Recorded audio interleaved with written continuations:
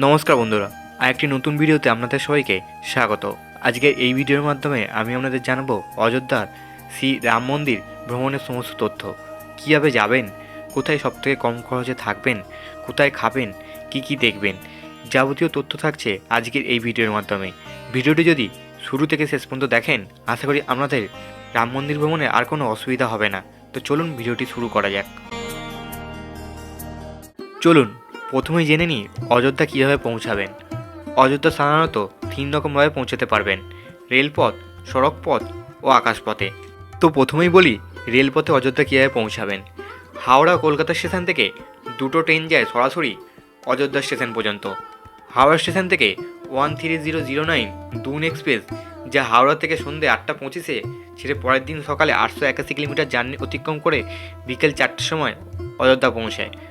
আরেকটা ট্রেন হল কলকাতা স্টেশন থেকে ডেলি 13151 কলকাতা জম্মু তাই এক্সপ্রেস, যা কলকাতা স্টেশন থেকে সকাল 11:45 ছেড়ে 884 কিলোমিটার জার্নি অতিক্রম করে পরের দিন ভোর 6:21 অযোধ্যা পৌঁছায়।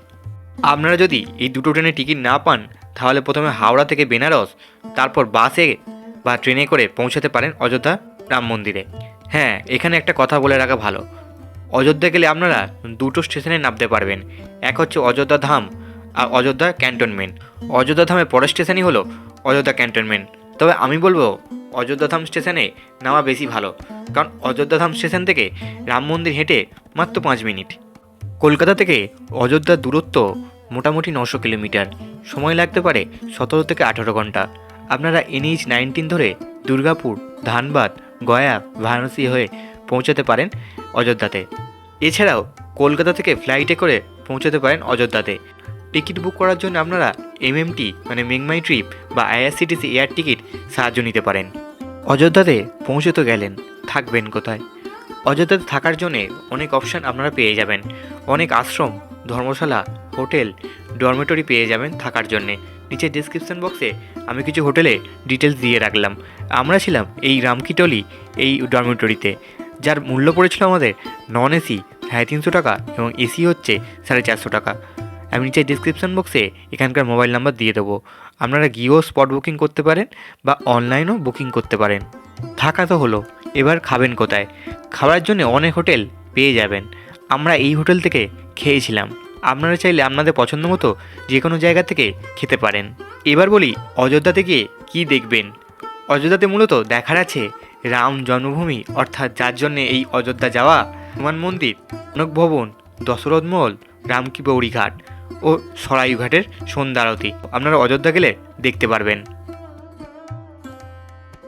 অযোধ্যা পৌঁছে হোটেলে ফ্রেশ হয়ে প্রথমে বেরিয়ে পড়ুন হনুমান মন্দির দর্শন করতে, কারণ বলে যে প্রথমে হনুমানজির দর্শন সেরে তারপর রাম মন্দির দর্শন করা উচিত।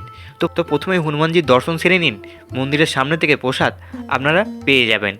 হনুমানজির মন্দির দর্শন সেরে দেখে নিন 5 মিনিটের দূরত্বে অবস্থিত দশরথ মহল। মহলটা দেখতে বেশ সুন্দর। রামের ছেলেবেলা এই মহলেই কেটেছিল।